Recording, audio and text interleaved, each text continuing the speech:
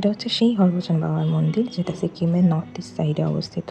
সেটাকে আমরা দর্শন করতে গেছিলাম জানুয়ারি মাসে। নর্মাল সময় এটা খোলা থাকে, কিন্তু শীতকালে যখন খুব স্নোফল হয় তখন এটা বন্ধ হয়ে যায়, কারণ এই রাস্তাটায় যাওয়া যায় না, গাড়ির পক্ষে একদমই যাওয়া সম্ভব হয়ে ওঠে না, সেজন্য বন্ধ করে দেওয়া হয়।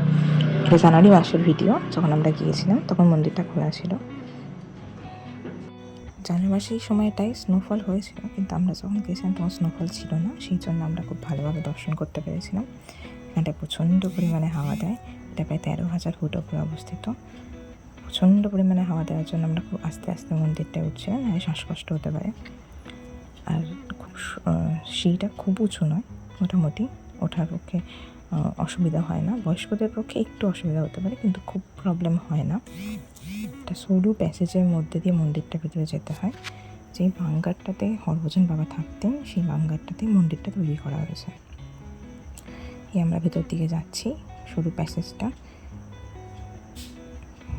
প্রচণ্ড হাওয়া এখানটায়। এই ভিতরটাতে এই সাইডের ভিউটাও খুব সুন্দর।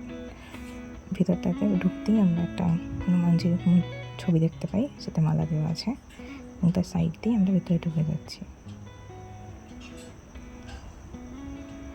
এবং এদিকে ঢুকতেই আমরা হরভজন বাবার একটা ছবি দেখতে পাচ্ছি, এবং এই সাইডে তার ইউনিফর্ম, তার ডেস্ক, তিনি যেখানে বসে লেখালেখি করতেন, তার পেন, সমস্ত কিছু রাখা রয়েছে।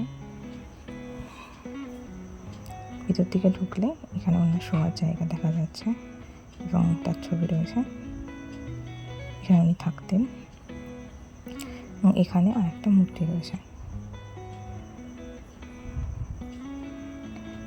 এবং তাছাড়া এখানে আরেকটা মূর্তি রয়েছে, যেখানে যারা এসছেন তারা ভক্তরা এখানে সে টাকা দিয়ে গেছেন, তার মানত করে গেছেন।